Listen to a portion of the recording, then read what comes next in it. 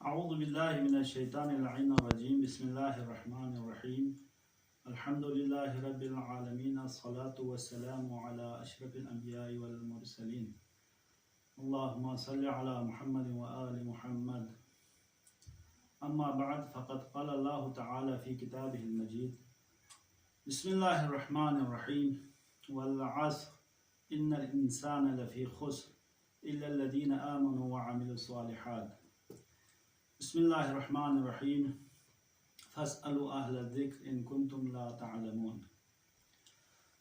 سامعین محترم، جیسا کہ آپ لوگوں کی خدمت میں آیت مجیدہ کی تلاوت کا شرف حاصل ہوا، خداوند عالم ارشاد فرما رہا ہے والعصر ان الانسان لفی خسر۔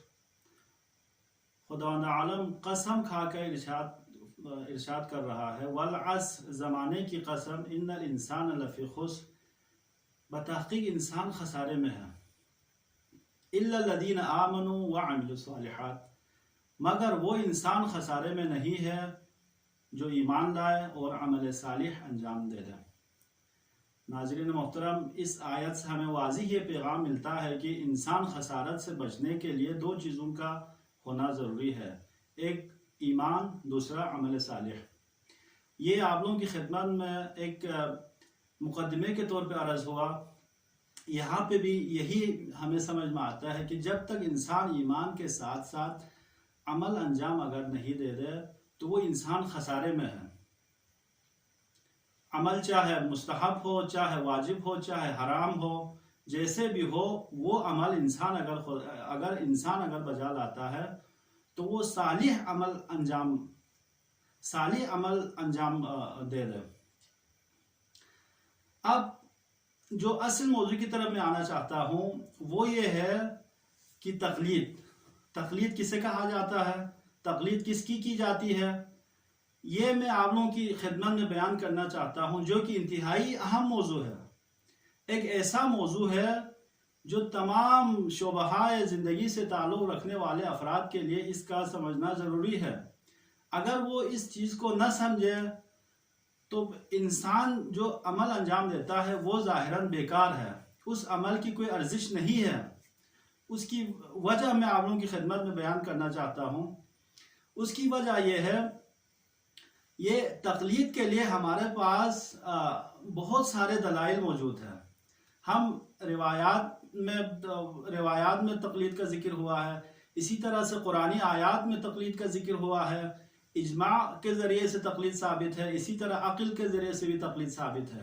یعنی یہ چار چیزیں، روایات، قرآنی آیات، اجماع اور عقل، یہ ہمارا جو ہے کیا ہے، دلیل کے طور پہ ہم پیش کرتے ہیں۔ یعنی کسی چیز پہ اگر ہم نے عمل کرنا ہو تو ان چار چیزوں کا ہونا ضروری ہے۔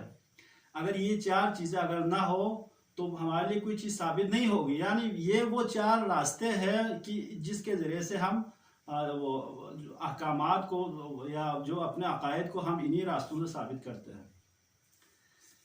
مہم ترین چیز جو تقلید کے اوپر دلالت کرتی ہے وہ ہے عقل۔ یعنی عقل میں آپ لوگوں کی خدمت میں سب سے پہلے بیان کرنے کی وجہ یہ ہے کہ تقلید پر جو سب سے زیادہ واضح طور پر جو دلالت کرتی ہے وہ ہے عقل۔ جیسا کہ جب انسان بالغ ہو جاتا ہے، جب مثلا لڑکا 15 سال ختم ہونے کے بعد بالغ ہو جاتا ہے، اسی طرح سے لڑکی جو ہے 9 سال ختم ہونے کے بعد بالغ ہو جاتی ہے، اس پر احکامات جو ہے لاگو ہو جاتا ہے۔ یہ ضروری ہے کہ وہ کچھ محرمات سے بچے اور جو ہے واجبات ہے اس کو انجام دے دے۔ یعنی عقل اس طرح سے دلالت کرتی ہے، مثلا ایک انسان جب بالغ ہو جاتا ہے تو عقل یہ کہتی ہے کہ اس پر ضروری ہے کہ وہ احکام کو جان لے، یعنی احکام کو خود سے استنباط کر سکے، احادیث میں جو ہے حکم کو ثابت کر سکے، اسی طرح سے قرآنی آیات سے حکم کو ثابت کر سکے، یہ اس پر ضروری ہے۔ اگر وہ احکامات کو اگر وہ ثابت نہیں کر سکتے تو عقل کیا کہتی ہے؟ عقل کہتی ہے کہ ایک ایسے افراد کی طرف رجوع کرے جو یہ جانتا ہو، جو احادیث جانتا ہو، جو قرآنی آیات کو جانتا ہو، اس سے جو ہے اپنے احکامات کو نکال سکتا ہو۔ یہ عقل کا فیصلہ ہے۔ اگر کوئی شخص یہ کہتا ہے کہ مجھے تقلید کی ضرورت نہیں ہے تو وہ اپنے عقل کی مخالفت کر رہا ہوتا ہے۔ ایسا کیسے ہو سکتا ہے کہ انسان کوئی عمل انجام دے دے خود کو وہ کچھ معلوم نہ ہو؟ اسی طرح سے سیرہ عقلائیہ بھی، ناظرین محترم، کچھ ایسے الفاظ کا یہاں پہ استعمال کرنا پڑ رہا ہے، ظاہراً جو وہ اصطلاح جو ہے مشکل ہو، لیکن وہ ناچار ہے کہ اس کو یہاں پہ استعمال کر سکے۔ جیسے سیرہ عقلائیہ، سیرہ عقلائیہ کسے کہا جاتا ہے کہ ہر تمام عاقلوں کا یہ کہنا ہے کہ اگر کسی بھی چیز آپ کو ضرورت ہو، کوئی بھی مسئلہ ہو یا حتی کوئی بیماری ہو، تو کوشش کرتے ہیں کہ اس کے متخصص جو زیادہ علم رکھنے والے افراد کی طرف ہم رجوع کرتے ہیں۔ خود بالاخص اگر کوئی اللہ نہ کرے، سب کو اللہ تعالیٰ اپنی حفاظت میں رکھے، کوئی دل کی بیماری میں اگر کوئی مسئلہ ہو تو کیا کرتے ہیں، کوئی ایک ایسے ڈاکٹر کی طرف رجوع کرتے ہیں جو دوسرے ڈاکٹروں سے زیادہ علم رکھتا ہو۔ یہ کیا ہے جی؟ سیرہ عقلائیہ ہے۔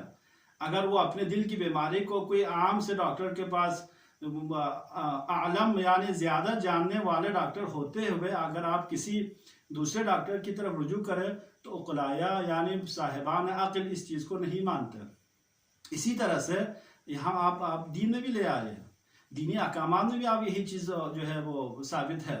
مثلا کوئی زیادہ علم رکھتا ہے تو اس کی طرف رجوع کیا جائے، یعنی جاہل کا عالم کی طرف رجوع کرنا، یہ جو ہے سیرہ عقلائیہ ہے۔ اسی طرح سے قرآنی آیات میں بھی آپ کو جہاں کوشش کریں تو قرآنی آیات سے بھی آپ کو جو ہے تقلید کی اہمیت سمجھ آ جاتی ہے۔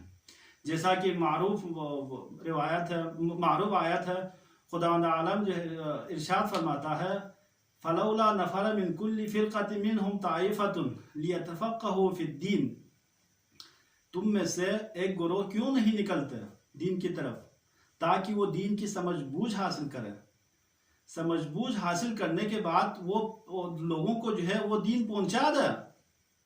یعنی یہ یہاں سے کیا سمجھ آتا ہے؟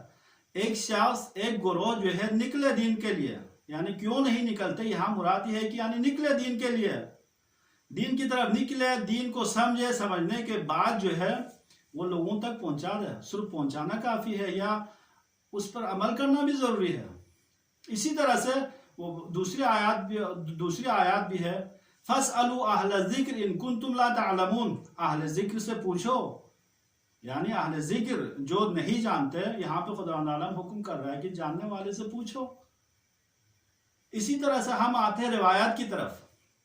روایات میں بھی امام حسن عسکری علیہ السلام ارشاد فرماتے ہیں، فَأَمَّا مَنْ كَانَ مِنَ الْفُقَهَاءِ صَائِنًا لِنَفْسِهِ حَافِظًا لِدِينِهِ مُخَالِفًا عَلَى هَوَاهِ مُطِيعًا لِأَمْرِ مَوْلَاهِ فَلِلْعَوَامِ أَن يُقَلِّدُوهُ۔ یعنی یہاں دیکھیں، یہاں تو صراحتاً بیان ہو رہا ہے فقہاء میں سے جو صَائِنًا لِنَفْسِهِ اپنے نفس کو بچاتا ہو، مخالفاً علی ہوا پرستی سے بچتا ہو، مطیعاً لامر مولا، اور جو ہے اپنے مولا کے حکم کے تابع رہتا ہو، اسی طرح سے حافظاً لدینہ، اور اپنے دین کی محافظت کرتا ہو، فللعوام ان یقلدوہ، بس لوگوں پر ضروری ہے کہ اس کی تقلید کرے۔ تو یہاں تو صراحتاً بیان ہوا۔ اب دوسرے جو اجماع ہے اور بھی یعنی اجماع میں ابھی یہاں بیان نہیں کرنا چاہتا، یہی روایات اور احادیث، اسی طرح سے سیرہ عقلائیہ آپ لوگوں کی خدمت میں بیان ہوا، تو یہاں سے یہ ثابت ہو رہا ہے کہ تقلید کرنا ضروری ہے۔ اگر کوئی شخص یہ کہتا ہے کہ تقلید ضروری نہیں ہے تو در واقع وہ دین کے ابتدائی چیزوں کو بھی نہیں جانتا۔ یعنی ایک شخص جو قرآن پڑھنا نہیں آتا تو وہ یہ دعویٰ کرے کہ مجھے تقلید کی ضرورت نہیں ہے، ایسا ممکن ہے؟ یا ہم یہ سمجھیں گے کہ وہ ظاہراً احکام پہ عمل کرنا ہی نہیں چاہتا، وہ پھر الگ بحث ہے۔ اگر کوئی شخص احکام پہ عمل کرنا نہیں چاہتا، اس کے لیے تقلید واقعاً ضروری نہیں ہے، لیکن جو سمجھتا ہے کہ خداوند عالم نے انسان کو خاص مقصد کے لیے پیدا کیا ہے، وہ یہ چاہتا ہے کہ اس احکامات پہ عمل کر کے جو ہے وہ اس خداوند عالم کے مقصد کو پورا کرے، تو یہاں پر ناگزیر ہے کہ وہ تقلید کرے۔ تقلید کا معنی یہی ہے کہ جو مجتہد اعظم کی طرف جو دین کے سمجھ بوجھ رکھتے ہیں ان کی طرف جو ہے رجوع کرنے کا نام تقلید ہے. تقلید کوئی دوسری چیز کا نام نہیں ہے، یہی ہے نہ جاننے والے کی تقلید کرے. میں اسی کے ساتھ اپنے موضوع کو یہاں پہ کلوز کرنا چاہتا ہوں. یہ واقعی ایک بہت وسیع موضوع تھا. میں نے کوشش کی کہ اس کو مختصر سی وقت میں آپ لوگوں کی خدمت میں بیان کروں. اگر انشاءاللہ خدا نے توفیق دی تو انشاءاللہ اور بھی اس پہ مزید گفتگو ہوتے رہیں گے، لیکن یہ میرے لیے مشکل ہوا کہ ایک اتنا بہت وسیع ایک موضوع کو جو ہے آپ کے ان چند مختصر وقت میں آپ لوگوں کے سامنے بیان کروں. پھر بھی میں نے کوشش کی آپ لوگوں کی خدمت میں بیان کروں، اور میں خدا عالم سے دعا کرتا ہوں کہ عمل صالح و ایمان، خدا پر ایمان لانے کے ساتھ ساتھ عمل صالح ہمیں انجام دینے کی توفیق عنایت فرما. وآخر دعوانا الحمد للہ رب العالمین. والسلام علیکم ورحمۃ اللہ وبرکاتہ.